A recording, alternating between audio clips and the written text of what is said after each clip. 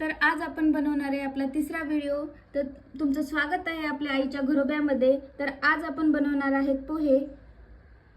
तर चला सुरू करूया पोहे बनवायला। तर आता आपण बघू पोह्यासाठी लागणारी सामग्री। 2 मिरच्या, अर्धी वाटी शेंगदाणे, 2-3 पान कढीपत्त्याचे, अर्धा टोमॅटो, 1 कांदा आणि थोडीशी कोथिंबीर। आता आपण थोडेसे पोहे घेतलेले आहेत। आधी याला आपण चाळून घेऊ, कारण यामध्ये असलेले बारीक बारीक खडे किंवा त्याच्यामध्ये असलेली ती बुकणी ते सगळे गळून जाईल। तर आता आपण पोहे भिजवून घेऊ। होईल तेवढं तर त्याला चाळणीमध्येच भिजवायचं, कारण त्याच्यामध्ये पाणी राहत नाही। ते पूर्णपणे निचळून जाईल आणि पोहे चांगल्या प्रकारे भिजतील।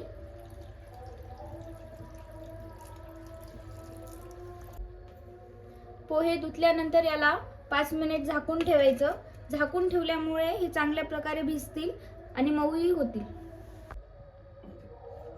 तर चला आता आपण पोह्याच्या तयारीला लागू।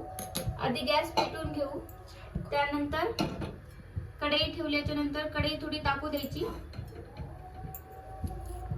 तर आता आपली कढई तापलेली आहे। 2 चमचे तेल घ्यायचं।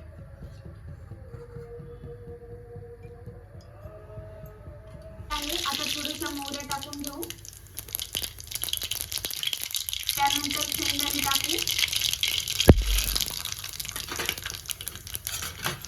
शेंगदाणे थोडे परतून घ्यायचे। तेलामध्ये आधी शेंगदाणे भाजल्याच्या नंतर ते कुरकुरीत होतात। त्यानंतर कांदा टाकून घ्यायचा, त्यानंतर मिरच्या, कढीपत्त्याचे पान, थोडीशी हळद आणि त्याला चांगलं परतून घ्यायचं। त्यानंतर कट केलेले टमाटे टाकून घ्यायचं आणि त्याला चांगलं परतून घ्यायचं।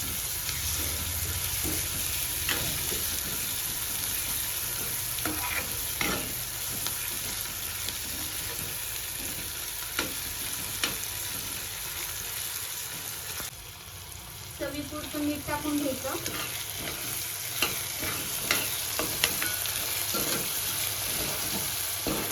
बघू शकता की आपण पूर्ण सामग्री एकत्र करून घेतली आता। त्यानंतर पोहे टाकून घ्यायचे। आधी भिजवून ठेवल्यामुळे पोहे आपले खूप छान भिजलेले आहेत, बघू शकता तुम्ही।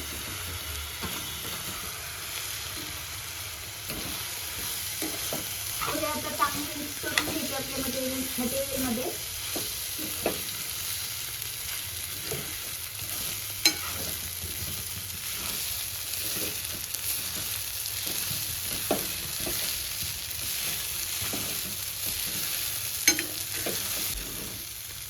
बघा आपल्या पोह्याला किती छान कलर आलेला आहे। त्यानंतर वरून कोथिंबीर टाकायची।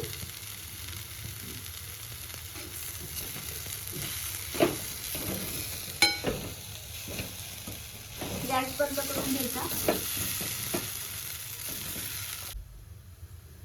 तर आता तुम्ही बघू शकता आपले पोहे तयार झालेले आहेत। लाईक करा, सबस्क्राईब करा।